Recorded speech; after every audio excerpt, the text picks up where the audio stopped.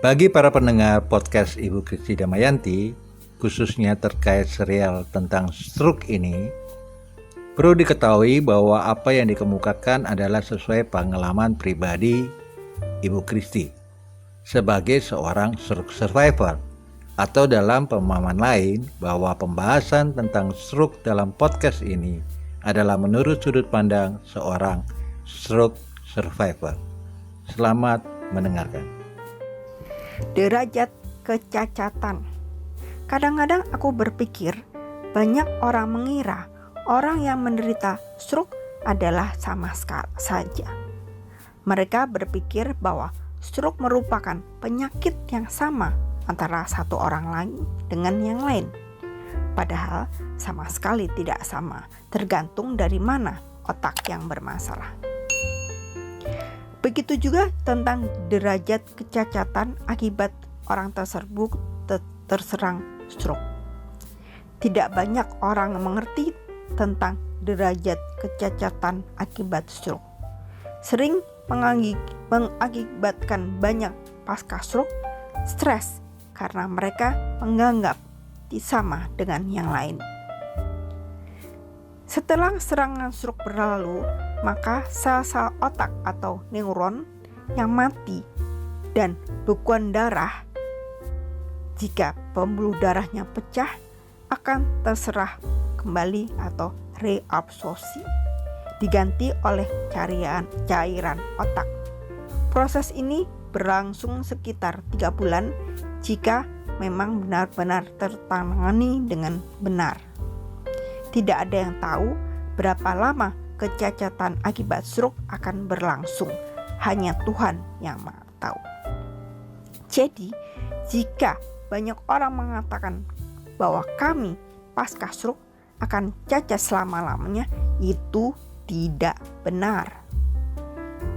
Juga jika ada yang mengatakan akan pulih jika memakai metode khusus alternatif, itu pun tidak benar. Yang benar adalah kita harus tetap berdoa dan percaya bahwa Tuhan akan memberikan yang terbaik bagi kita. Seperti aku yang secara medis divonis tidak bisa melakukan apapun, tetapi dengan iman dan percayaku pada Tuhan Yesus, lihatlah aku sekarang. Untuk menilai tingkat kecacatan pasca stroke bisa digunakan sistem skala Rankin yang dikomodifikasi.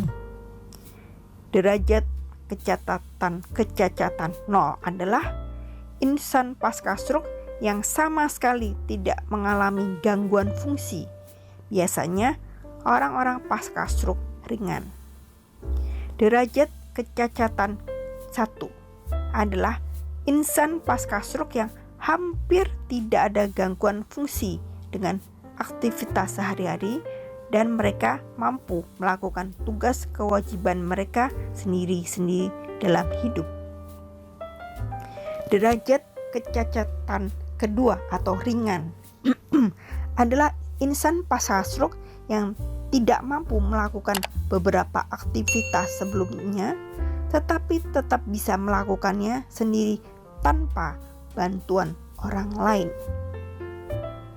Derajat kecacatan 3 atau sedang adalah insan pasca stroke yang memerlukan bantuan orang lain tetapi masih mampu berjalan tanpa bantuan orang lain walaupun menggunakan alat bantu atau berpegangan pada sisi-sisi dinding.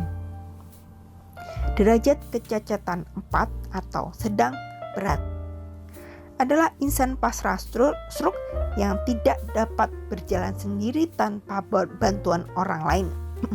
Mereka juga perlu mendapat bantuan orang lain untuk menyelesaikan segala aktivitas sehari-hari seperti toiletries di kamar mandi, merias diri, berpakaian, makan, dan sebagainya.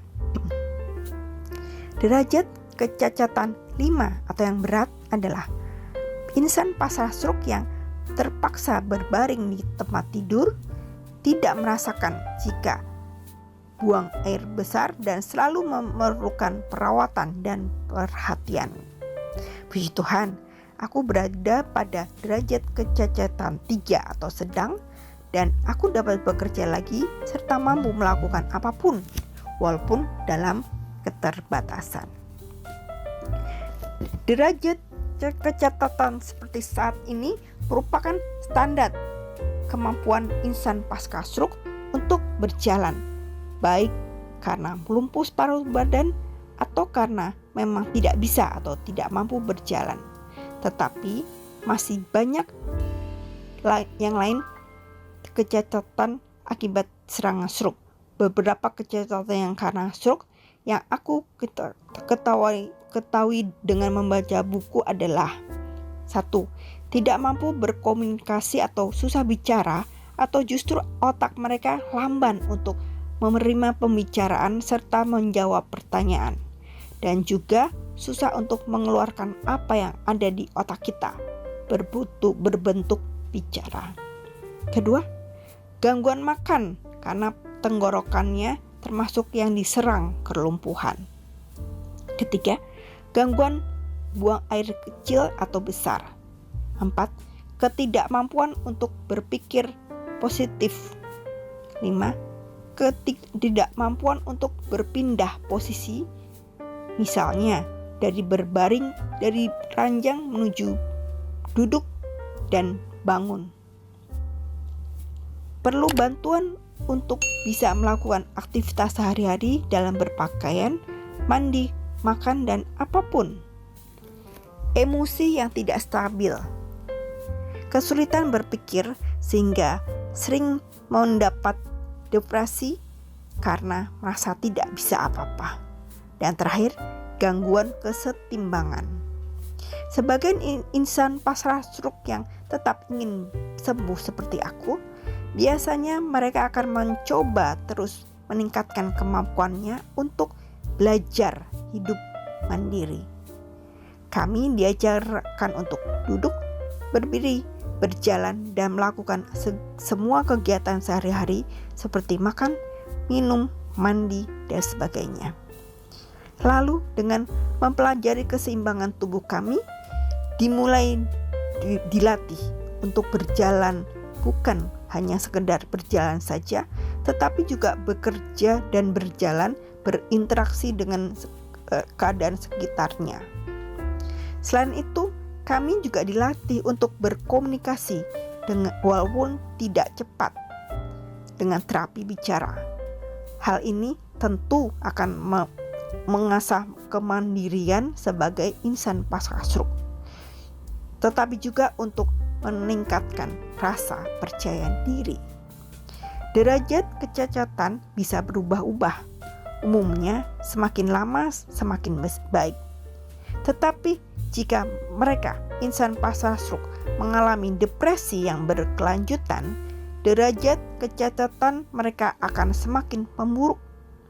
Seiring dengan memburuknya kecacatan otaknya yang tidak dilatih untuk meningkatkan kemampuan dalam berkegiatan.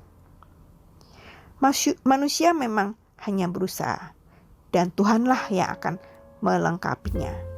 Walau derajat kecacatan pasca stroke tinggi, tetaplah berdoa dan terus percaya kepadanya. Dan selanjutnya, Tuhanlah yang akan membuat kita melihat kebesaran Tuhan.